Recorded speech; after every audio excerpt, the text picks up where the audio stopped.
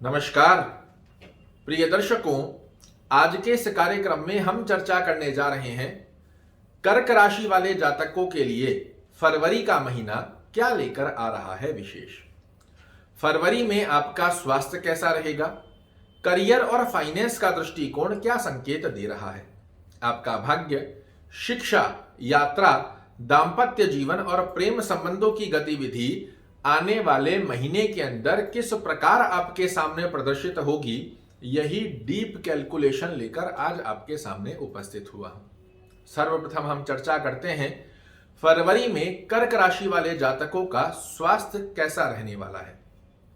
तो यहां मैं आपको बता दूं, आपके लग्न के स्वामी होते हैं चंद्रदेव और देवगुरु बृहस्पति की पंचम दृष्टि आपके लग्न पर आना, इस स्थिति के आधार पर निसंकोच होकर कहा जा सकता है कि आपका स्वास्थ्य फरवरी माह में एक अच्छी संकेत की स्थिति को दर्शा कर देगा, क्योंकि पहला शुभ होता है जीवन में निरोगी काया।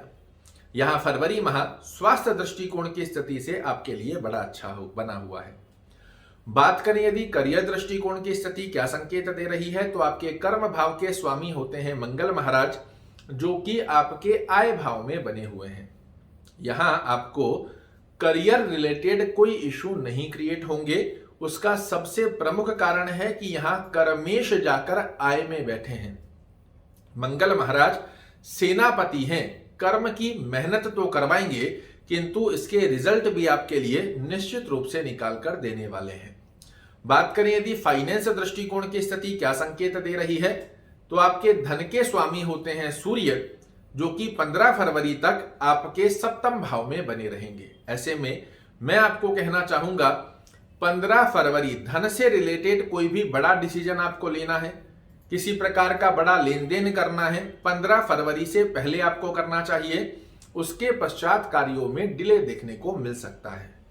बात करें यदि भाग्य दृष्टिकोण की स्थिति किस प्रकार के संकेत दे रही है, तो आपके भाग्येश अभी वर्तमान समय में भाग्य में ही बने हुए हैं। आपकी मेहनत के अनुसार भाग्य का साथ तो 100% आपको मिलता रहेगा, इसमें किसी प्रकार का संकोच नहीं देखने को मिल रहा है। बात करें यदि शिक्षा दृष्टिकोण की स्थिति क्या संकेत दे रही है, तो शिक्षा भाव के स्वामी होते हैं मंगल महाराज और एकादश भाव से पंचम भाव को देख रहे हैं। तो आपकी कड़ी मेहनत में सफलता का योगदान मंगल महाराज 100% आपके लिए बनाने वाले हैं, इसमें भी किसी प्रकार का संकोच नहीं है। कंपटीशन की तैयारी करने वाले विद्यार्थियों को कंपटीशन में सफलता का योग बनाते हैं। जो साधारण गतिविधि में विद्या को प्राप्त कर रहे हैं, इन्हें भी अच्छी सफलता का योग अवश्य रूप से प्राप्त होगा।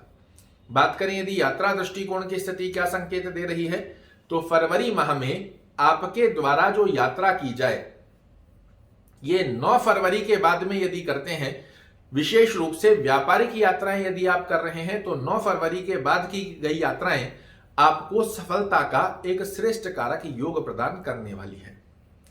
दांपत्य जीवन की यदि हम बात करें, तो दांपत्य स्थान के स्वामी होते हैं आपके शनि महाराज, जो कि अष्टम भाव में प्रवेश कर चुके हैं। हालांकि वो अपने स्वराशिस्त हो रहे हैं, किंतु एक तरफ आपके ऊपर शनि की ढैया प्रारंभ हो गई है, दूसरी स्थिति में सप्तमेश जाकर विराजित हो गए हैं अष्टम भाव में।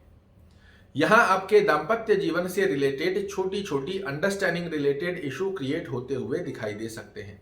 ऐसे में आपको चाहिए कि सामंजस्य बनाकर रखना आपके लिए बड़ी अच्छी अवस्था को दर्शा कर देगा।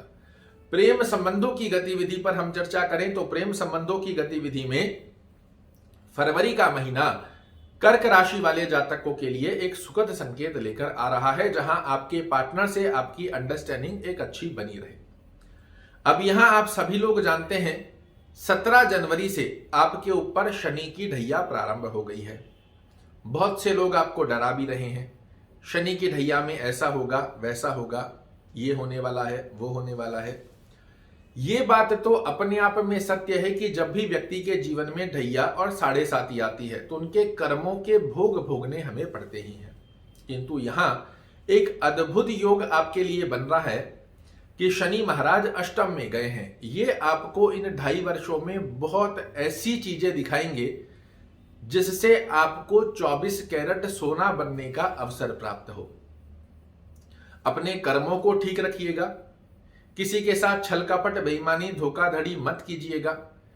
शनि का जाप करना, शनि चालीसा का पाठ करना, तेल में छाया का दान करना, इस प्रकार की गतिविधियों से शनि महाराज की ढैया से संबंधित नकारात्मक दृष्टिकोण आपको प्रभावित नहीं कर पाएगा। फरवरी माह में यादगारी स्थिति को प्राप्त करने के लिए आपको चाहिए होता है देवगुरु बृहस्पति और साथ में ही मंगल महाराज की स्थिति को आप मजबूत करें। जितना अच्छे स्वरूप में आप मंगल महाराज को और देवगुरु बृहस्पति को मजबूत करेंगे उतने श्रेष्ठकारी लाभ आपके लिए निकल कर आते हैं। ओम गुरुवे नमः का जाप करना, हनुमान चालीसा का पाठ करना कर्म क्षेत्र की स्थितियों में आपको बेहद अच्छे लाभ देता हुआ पाया जाएगा। आशा करता हूं मेरे द्वारा दी गई ये जानकारी आपको पसंद आएगी। कल फिर से एक नई जानकारी लेकर आपके सामने उपस्थित होऊंगा। तब तक के लिए नमस्कार।